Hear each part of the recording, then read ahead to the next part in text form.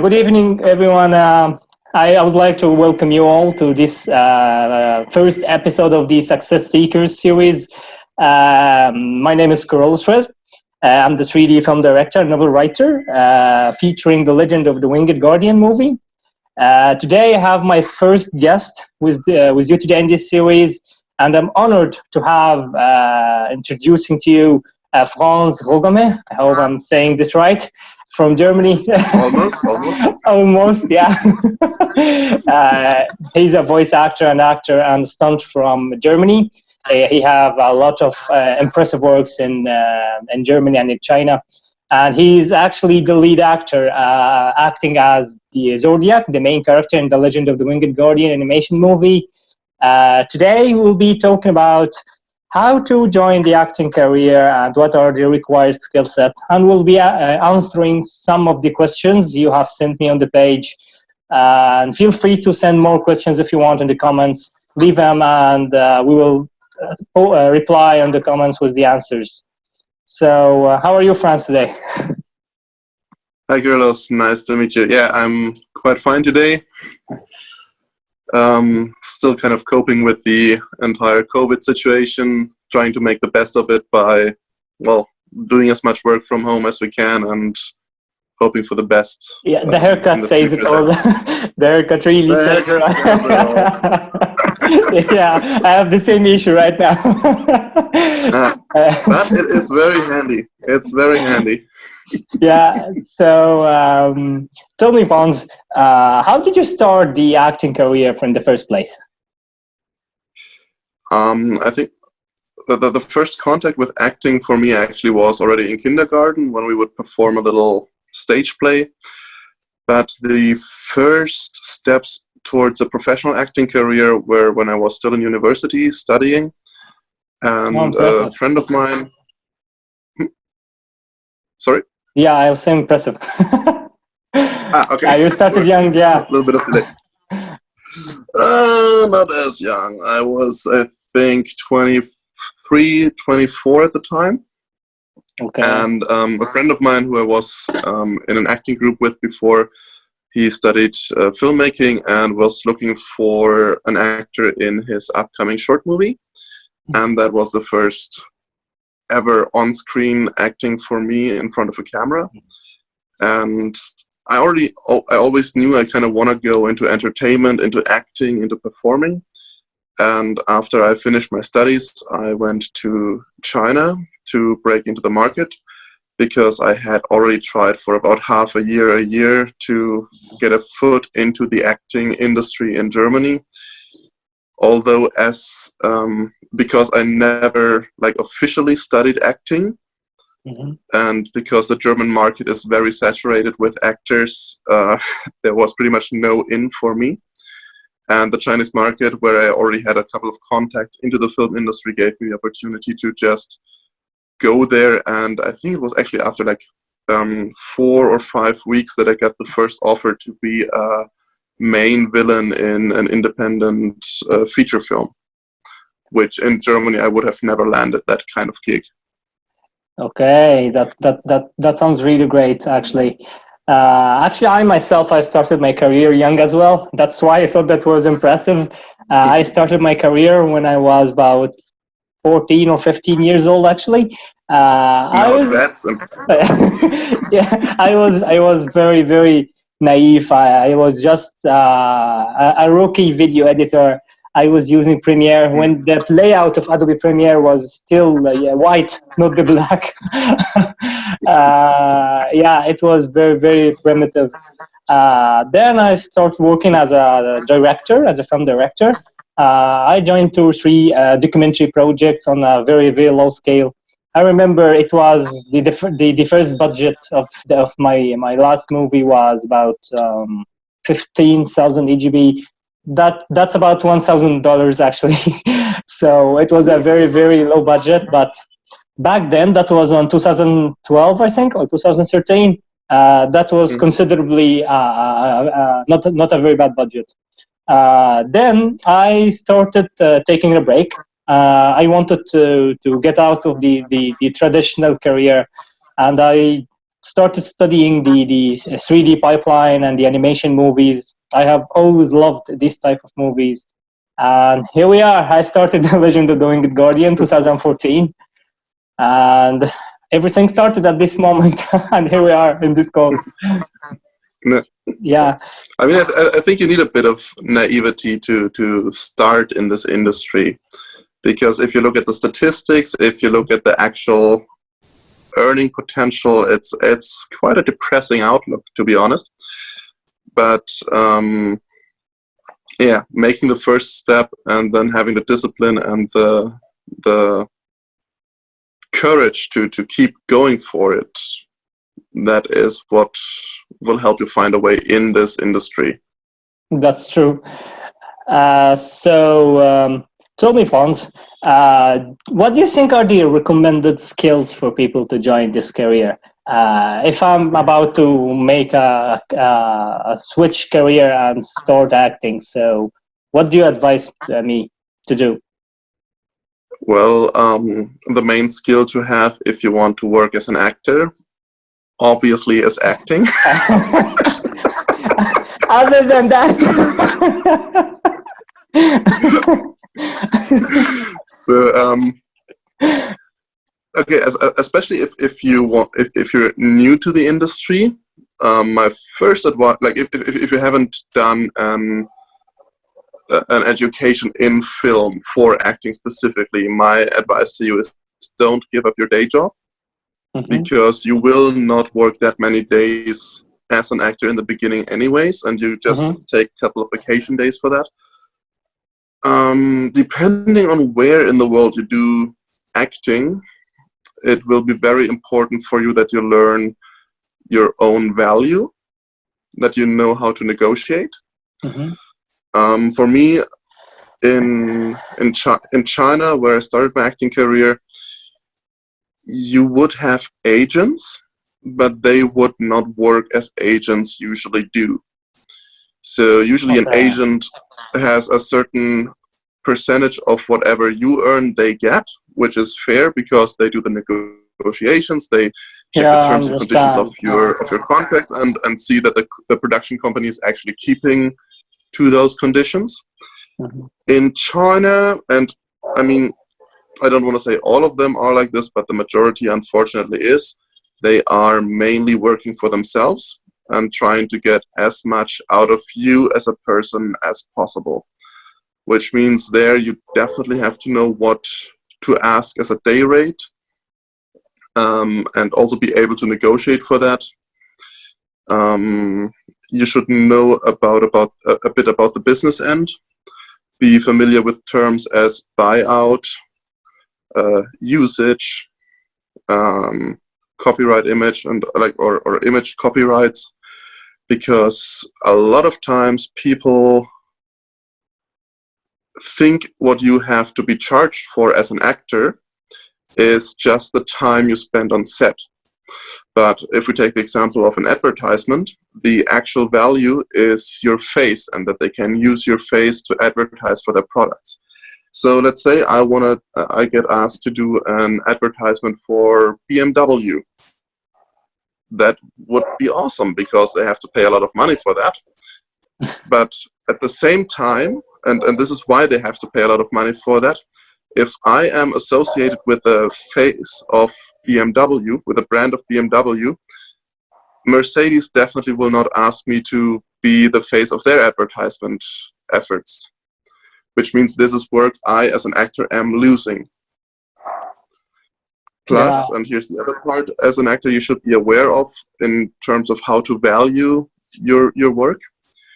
Your face, or my face in that case, would help them to make sales, which means they earn a lot of money through that, which means a certain percentage of that income should be fairly spread out amongst all the people involved with that. I totally agree with you, actually, Franz. In fact, currently in the modern filmmaking industry, I believe a lot of actors are now not giving much interest in the physical acting, and they are trying to switch to the voice acting. It might look easier, but I believe it's much more expensive to get a full set, to produce a professional voice acting or voiceover. And actually, it adds a lot of pressure on the actor or the actress, as they will need to focus all their talents to express the emotions of the character and all the characteristics of the character through only their voice. There is no visuals to express. So what do you think of this? And I know you are a voice actor as well, so you have tried both careers, and I would love to hear what you think on this. I wouldn't categorically state that being a voice actor is more difficult than being like a screen actor. Same as being a screen actor is not that much more difficult than being a stage actor. The focus is simply different. When you perform on stage, you have to use slightly different techniques, or like a different, how to say that? Your way of performing changes for the medium you work in. If I speak on stage, I will speak in a way that everyone in the room will actually hear what I am saying, which means I have to over-articulate, I have to fill the entire room with the voice, I have to be very clear in my pronunciation and so on. As, for example, on screen, I can pretty much talk as I'm talking with you right now, because we have the microphone, we can take the voice from wherever I am. I don't have to worry about filling an entire room with my voice, which gives me like different ways to perform. And voice acting simply is that you put the entire focus on the voice. And yeah, it's not harder, it's just like, it's a different part of the entirety that is acting. And to answer the question about the equipment and producing, you don't necessarily need to have an expensive setup at home. It greatly depends on where you live. If you want to be an like online only voice actor, yes, you will have to get a certain level of equipment. Although, and here's a, excuse me, and here's the interesting point about microphones and like sound recording. It is much more important that you have a good soundproof cabin than the most expensive microphone. So if you have like an expensive microphone and a cheap microphone, the difference in those microphones will come out way, way more if you have a good, like if you have a bad environment. So if you have like a really, really well dimmed and insulated cabin to record, a relatively cheap microphone will still sound at least okay. Yeah, I totally agree with you. Here I am using a cheap microphone here. There is a very cute puppy out there. It keeps barking all day. Thank God I can hear it. It's asleep. It's kind of asleep. Yeah, so I totally agree with you, actually, Franz. A lot of people are now trying to start their voice acting career. In your opinion, which path in this field is more interesting and more fun, actually, in doing? Is it the physical acting or the voice acting? That's a tough question.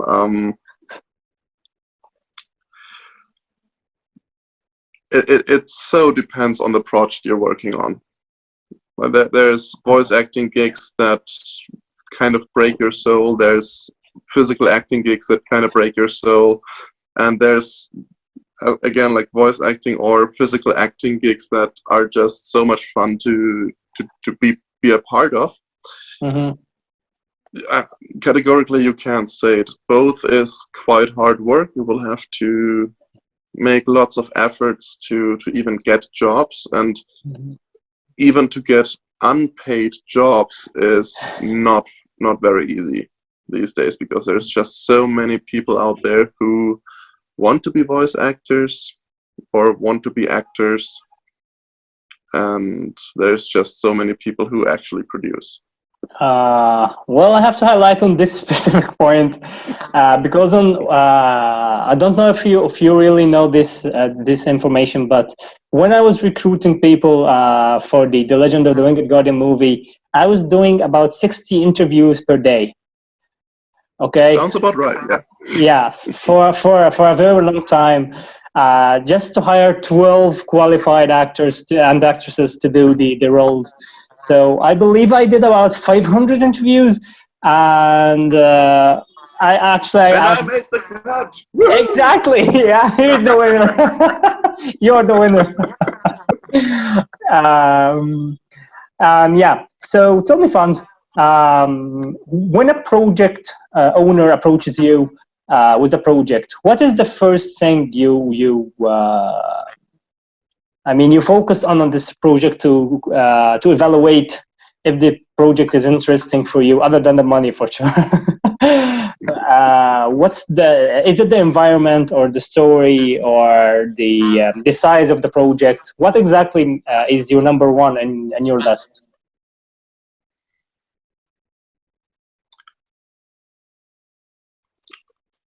I mean, it all kind of plays a role. If I would have to go for significance, I guess it would first be the story. Like, am I interested in what we're trying to tell? Is the core message something that engages with me, or that kind of speaks to me on a certain level? Do I like the structure of the story? And then the next part, obviously, is the characters. First of all, the character I would that I am offered, the role that I might portray. Is it an interesting role? Is it something that kind of stretches my range, or that I can identify with as an actor in terms of like, oh yeah, this is something I want to portray. This is something I always wanted to do, or something I can portray well. Then, of course, also the characters I kind of play against, because a character only is as strong in a story as it has like good counterparts. Yeah, exactly. And I think after that, it's sort of like experience of the producers, or also the impression I get from the producers. Are they like, or the directors? Do they know what they're talking about? Is it going to be a nice experience to work with them? And if at the last point, kind of the money. Yeah. Yeah. If there is money involved, of course. I mean, if it's a paid job, obviously all those parts above are like, well, I have to pay bills, so screw it, whatever. I'm just doing a job here. No. If I'm lucky, of course, all of those other categories are still like in a good kind of level. Yeah. But if not, I can kind of wipe the tears off with the money I'm earning. No. The employees and the workers in the filmmaking field are not that rich, actually. Really? At least on our level. No, it's not exactly. that rich. So for unpaid projects, or passion projects, as we like to call them, yeah, it's the story, it's the characters, it's the team. Yeah, that's true. Actually, people, I would like to mention that Franz is playing in Dordiak in our movie, in The Legend of the Winged Guardian, for about 4 years now, and he's working for free. He's not the only one. We have 120 people doing this who will be killing me very soon. But yeah, Franz is playing the lead character, and he is doing it for free. So thank you. This reminds me for a question here, actually. Is there someone asking you, what is your role about in The Legend of the Winged Guardian? So can you give us a brief about the role without leaking things from the story? Well, my character's name is Zodiac. He is, in fact, in the story. Obviously. And I'm not sure how many parts I can talk about without revealing anything important. He's a great warrior. And okay, this is a somewhat fun anecdote about me doing the voice recordings. At some point, and I hope I'm not giving away too much, there is gonna be a fight. And before I actually started the recording of the fighting sounds, like punches and getting punched and like just screaming. Oh boy, I remember. I actually I went to my neighbors to kind of warn them, because my recording space at that time was not very well insulated, and I was expecting to make a lot of loud noises for, let's say, maybe half an hour. And I didn't want to have the cops showing up like, what's happening here? So yeah, I warned the neighbors about, okay, there's going to be some weird sounds for the next hour or so. Don't worry, I'm fine. I'm just doing a job. Remind me to thank them in the final credits of the movie. Let me help you with this question. What do you think is the main message of the project? What do you think of the main idea of this project? Whew. That's a What made you join it in the first place? Well, at that point, it was very, very early in my acting career. I think that was actually the first ever voice acting gig that I had, or like one of the first ones, definitely the first one in an animated series. I'm fairly certain. I did a couple of audiobooks before, although mostly my own personal productions.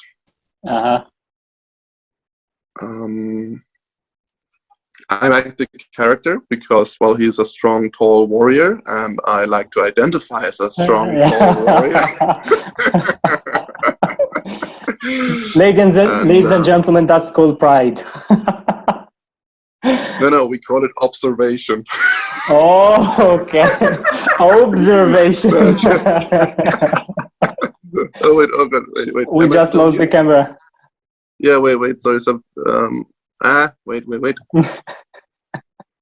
Okay, I think my phone is telling me that my hubris has been overwhelming.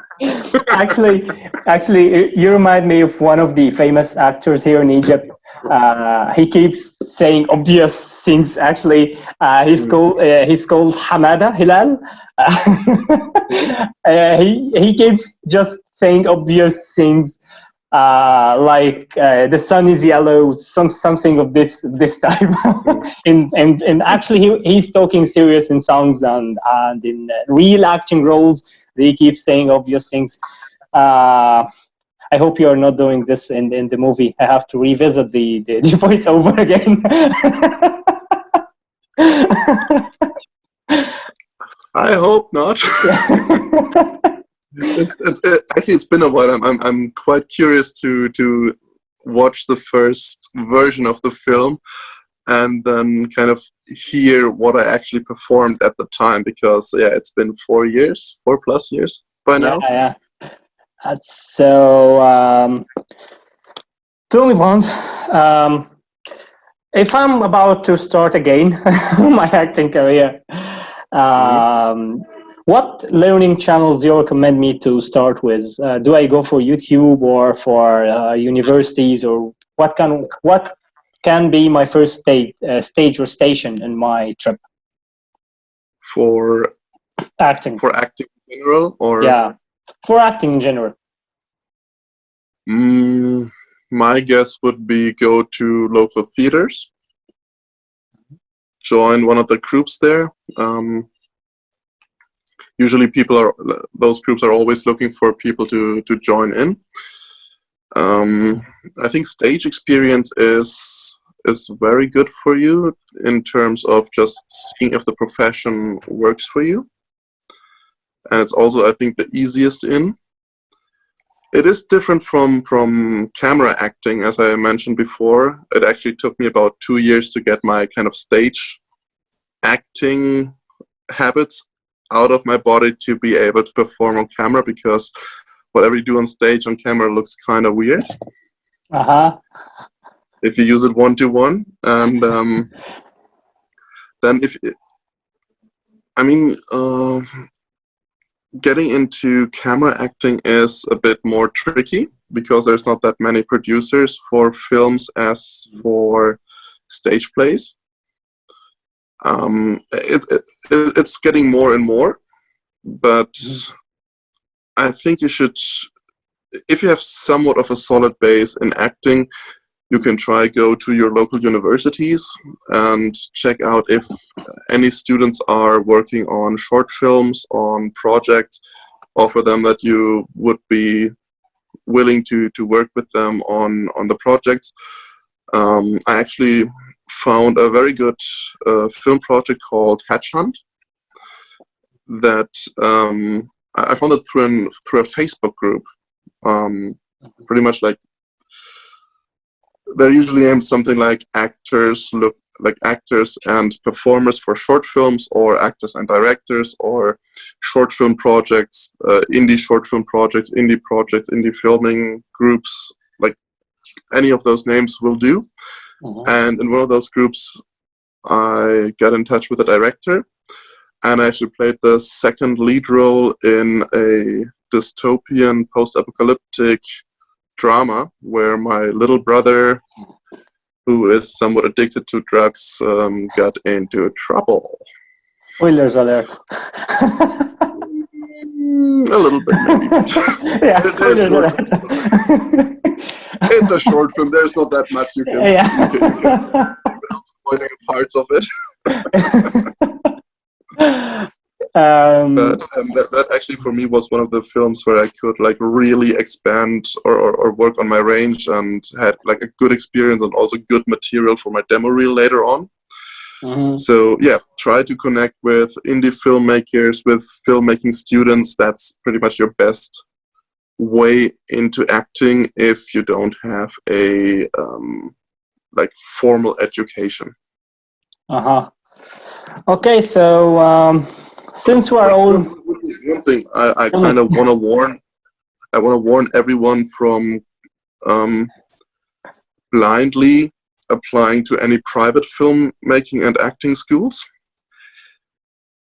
Not because they're necessarily bad in terms of what they teach, but because they don't have a certain standard in terms of who they teach it to. There is people who are not made for acting, just as there are people who are not made for running, some people who are not made for mathematics, or like whatever. Like you need a certain level of talent to like really make it in that business. And private film schools usually only see that you are a customer, you pay your stuff, and that's it. So, and I know this because I produce myself and I know a lot of producers. Whenever I see somebody with a diploma from a private film university as an actor, I don't take that seriously at all.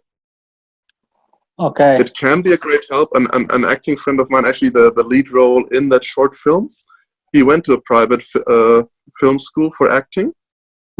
He's a great performer. He's a wonderful actor. But he himself told me that this diploma didn't help him at all. Like, he learned the skills and he got a couple of good connections, but don't expect to go to one of those private universities. You pay a ton of money and you don't end up with much more in terms of where you're at in your career. Better spend the time connecting with filmmaking, learn on the job. You might even get paid for it. And like, if you can, if you're still young enough, if you think you have the talent, apply for the state universities for films, or like the ones with a good and high minimal standard of their actors. Otherwise, you might just going to be throwing money away.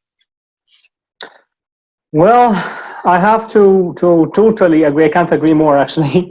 I too, when I was recruiting for people for the movie, The Legend of the Winged Guardian, the campaign name was titled "Talent Can Always Do."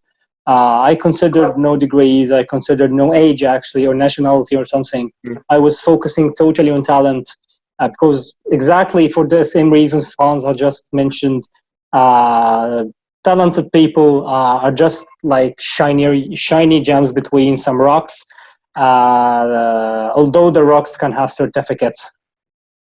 Mhm. That can be a short movie, actually. That's a good story. So, tell me, Franz, since we're all trapped now in our homes thanks to COVID, what can be helpful to do?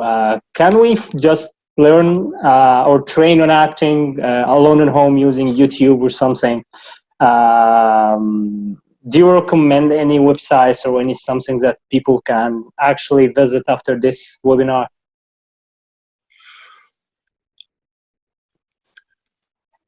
I mean, you always can work on your monologues. You can always look at interviews with actors, look at how they tackle a role, how they try to get into the mindset, learn about the techniques. I mean, there's different kind of ways to get into emotions that you want to perform. And I mean, if you don't have anyone to act with, it's kind of hard to do anything else than monologues, because the most important part of acting, if you act with someone, if you have a dialogue, or if you have like a scene with multiple people, the most important skill for you to have is to be able to actually listen, like to really listen. The most common mistake, especially in inexperienced actors, is that they pretty much just wait for the turn to say their lines, which means their character is not really listening to what is said on stage. But you have to be aware that the character does not know what's the next line in the play. You, as the actor, of course, you know what's gonna. You know the freaking ending of the entire thing, but your character doesn't.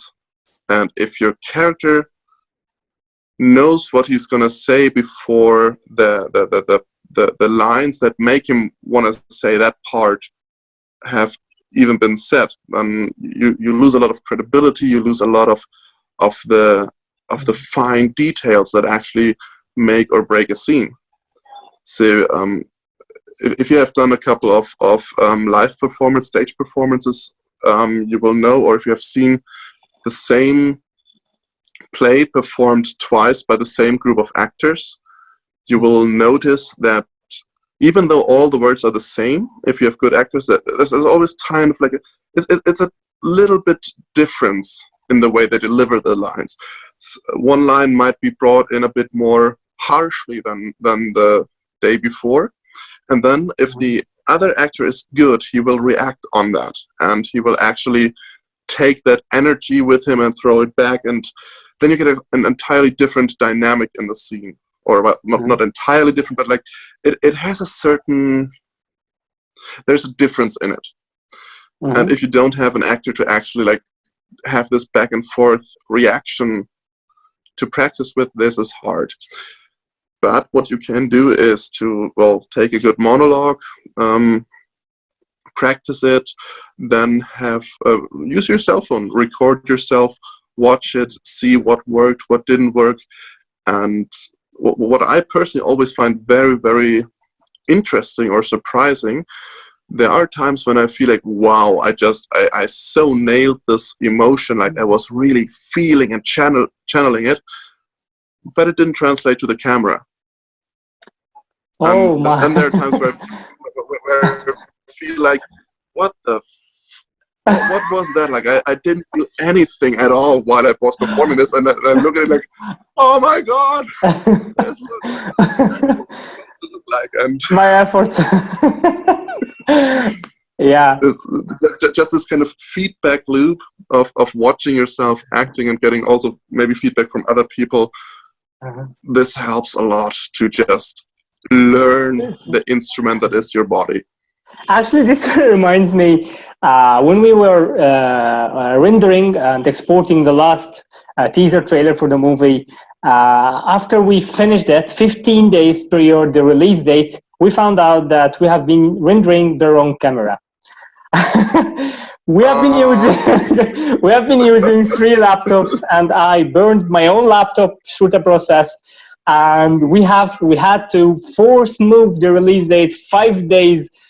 You can visit the studio page and you will find me joking about myself for wasting this opportunity and moving the release date for 5 days. You can join Kiro King's cinematics page and you will find all this happening.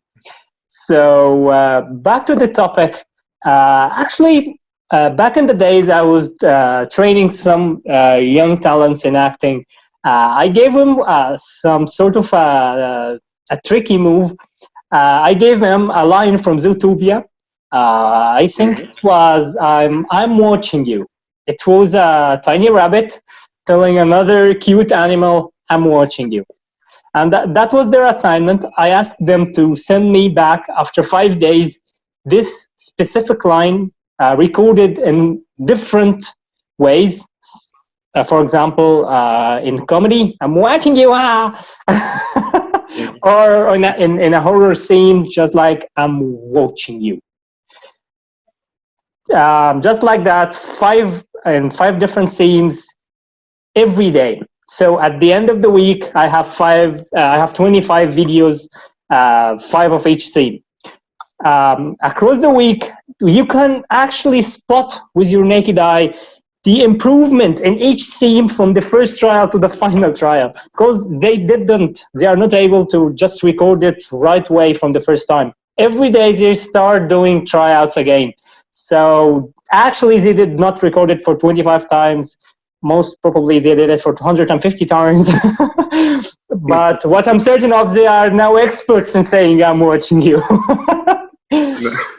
So I think this could be helpful while we are staying always practice makes perfect. I mean, it's pretty much the same if you're a painter, if you play guitar, if you want to do handstands, like whatever you do. It's more important to do a little every day. This will bring you way further along than doing a lot one day in a 10 or 15 day period. Okay. Half an hour every day, talking, speaking.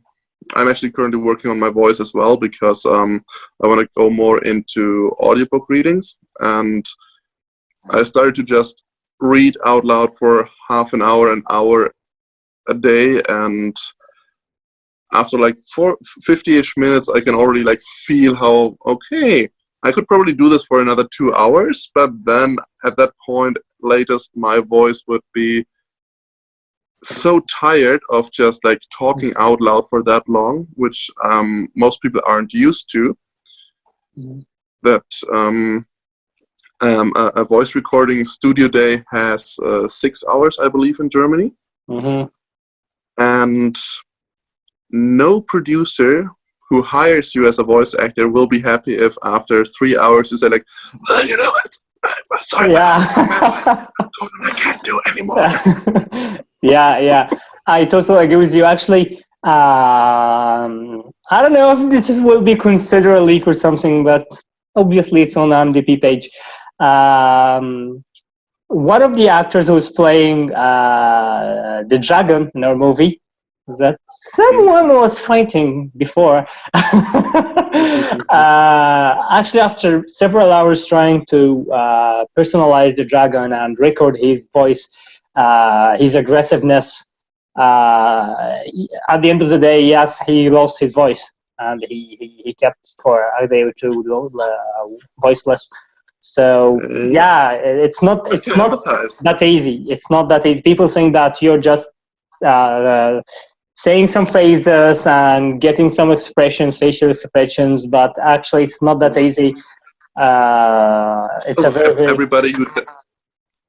everybody who doubts or who believes that it's very easy, just take your iMovie or Windows Movie Maker, take a scene from any comic you know, and just try to record some of the sentences they said before and just see how it sounds like. I'm watching you. I can't get it out of my head now. I'm watching you. Exactly. That's the Joker. Well, son, I am watching you. Don't worry. Thank God we're social distancing. I'm not Maury, and I do not want to get shot online in this interview, like the Joker. Thank God I'm just away now. Let's finish this off with one final question. It's a funny question, actually. Someone is asking how you're talking English and you're German. So, so why don't you tell us how many languages do you speak? Officially, I learned Latin, English, French, Chinese, Spanish, and a tiny bit of Italian at a point, but I don't really count that because I was barely able to make like 2 or 3 sentences. So yeah, no. Fluently, I speak German, English, and Chinese. Okay. My Spanish at the moment is quite rudimentary. I can still understand quite a bit, but my French is pretty much entirely gone. And my Latin only goes as far as I can pretend to be a smartass about most English technical terms, because a lot of them just come from the Latin word or Latin language. Uh-huh. Yeah, so about 5 languages?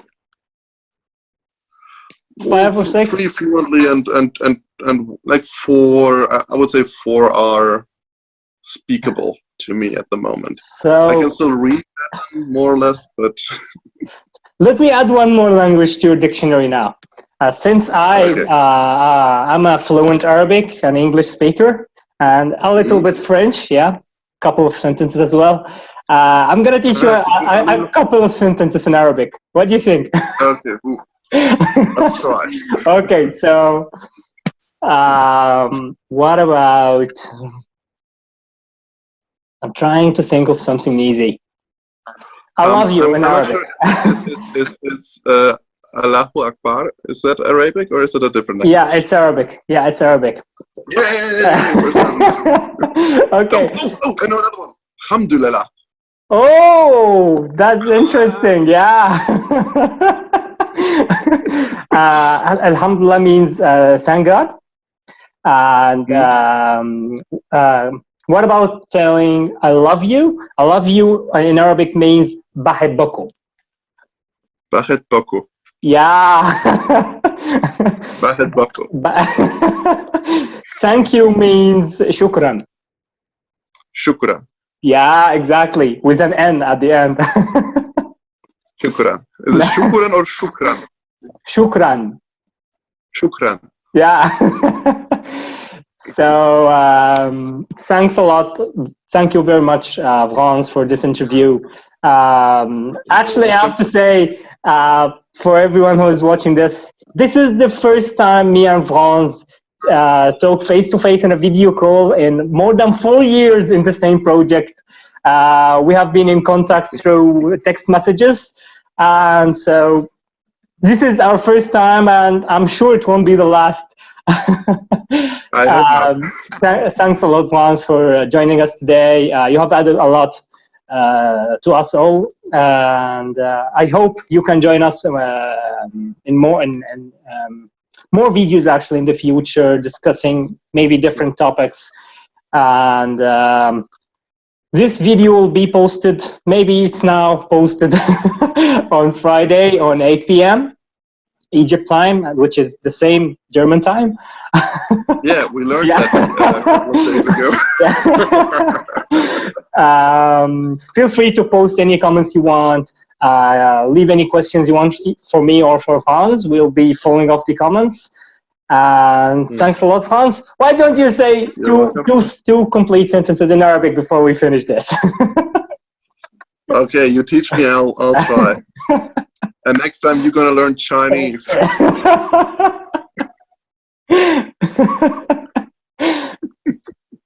Okay, tell me. Thank you. Shukran. Yeah, that's right. Yeah, that's right. But I think What about I love you? Yeah. It's بحبكوا. It's بحبكوا. بحبكوا. Yeah. Thanks a lot, Franz. It was such an honor for me to have you today. Have a good day, everyone. Thanks a lot. Thank you, too. Take care. Stay healthy. Stay safe.